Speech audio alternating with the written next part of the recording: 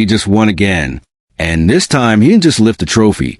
He lifted the pressure on the entire ATP tour and dropped it right back on their shoulders.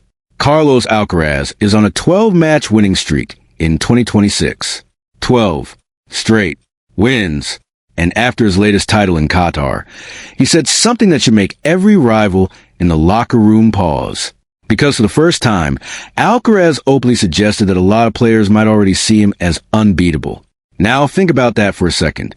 We're not talking about hype from commentators, not social media noise, not fan exaggeration.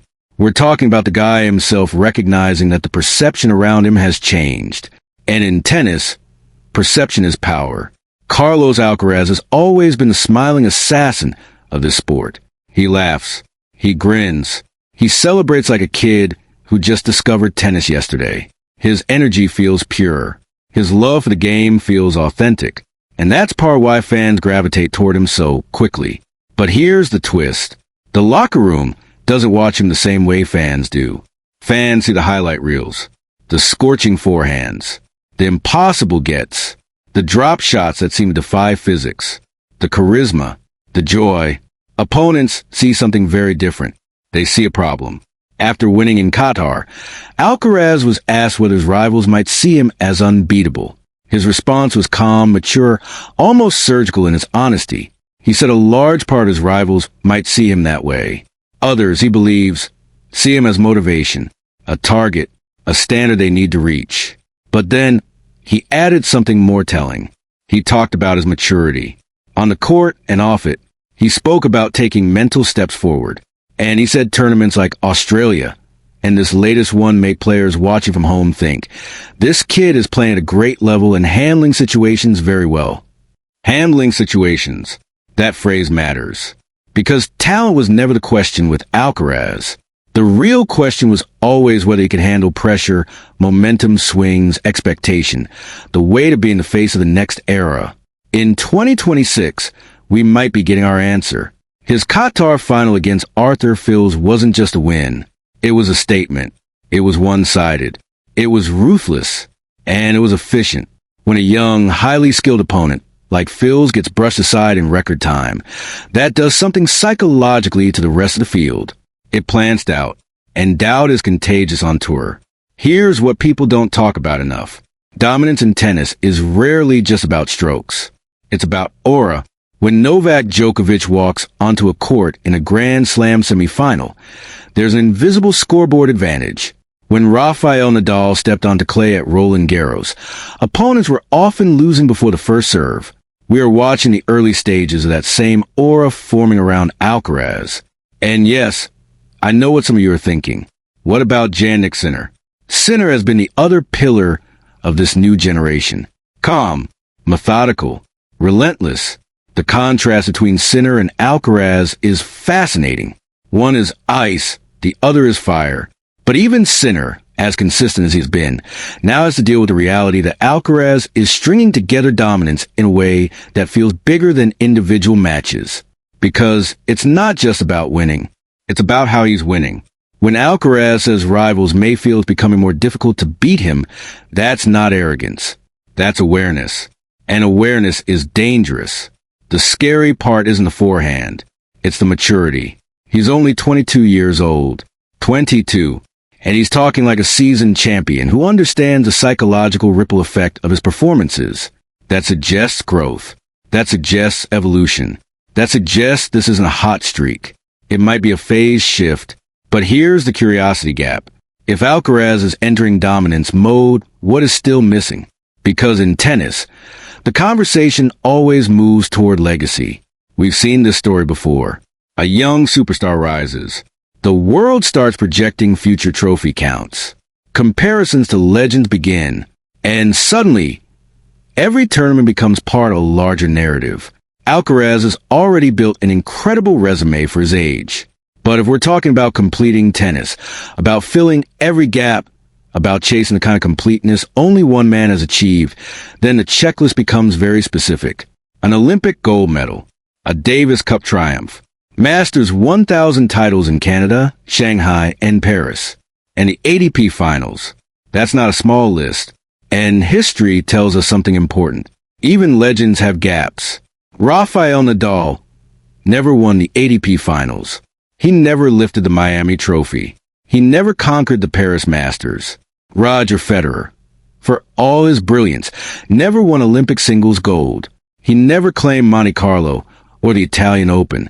Novak Djokovic stands alone as the only one to capture every elite honor in the sport.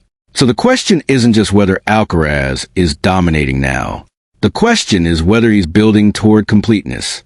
Because when a player starts winning in clusters like this, when they start controlling narratives, when rivals begin adjusting their training around you, the target on your back grows heavier. And here's where things get really interesting. Alcaraz doesn't seem burdened by it. He seems energized. There's something about the way he speaks now. Less reactive, more reflective. He isn't chasing approval. He isn't deflecting pressure. He's acknowledging it. And that tells me something. He knows the locker room has changed. Players are studying him differently. Coaches are preparing game plans specifically for him.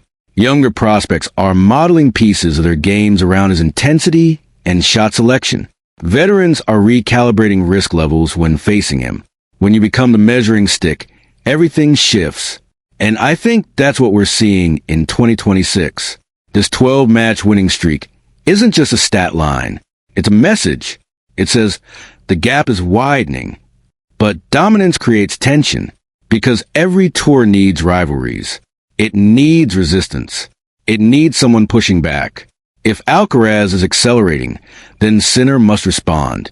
If Sinner responds, the level of the entire tour rises. That's how eras are forged. Yet, here's the uncomfortable thought. What if Alcaraz is pulling away? We've seen monopolies in tennis before. Periods where one player dictated the pace of an entire season. When results become predictable, frustration builds.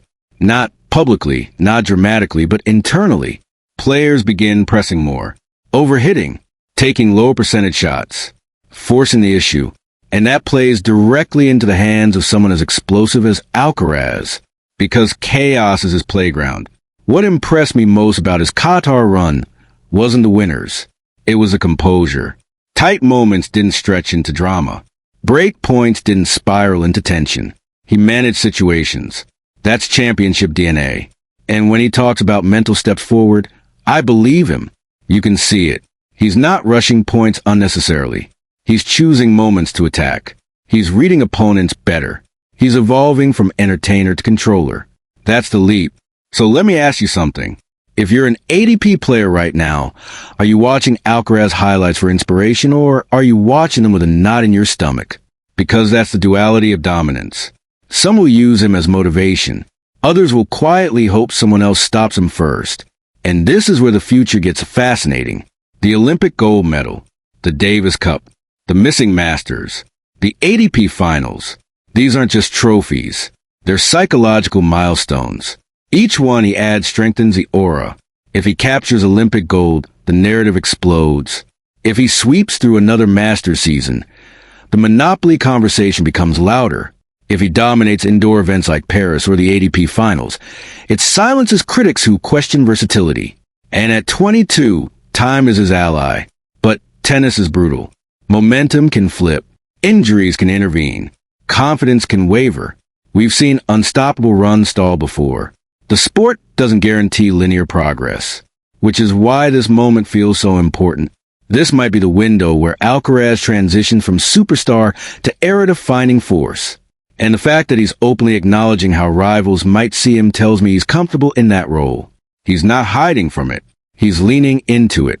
Now I want to hear from you. Do you think Carlos Alcaraz is already the psychological favorite in every tournament he enters? Or is there still one player on tour who truly doesn't fear him? Drop that in the comments, because this debate is just getting started. Tennis is at its best when tension is high, when dominance meets resistance, when champions respond to challengers. Right now, the ball is in the rest of the ATP Tour's court. Alcaraz has made his move, and if this 12-match streak is just the beginning of his 2026 campaign, we might be witnessing the early chapters of something much bigger. Because sometimes, dominance doesn't arrive loudly. Sometimes it smiles at you, hits a drop shot winner, and quietly tells the world it's getting harder to beat. And that might be the scariest version of Carlos Alcaraz yet. If you love deep tennis breakdowns, bold predictions, and real conversations about the future of the sport, stay locked in with Tennis IQ, where we don't just watch the game, we think it through.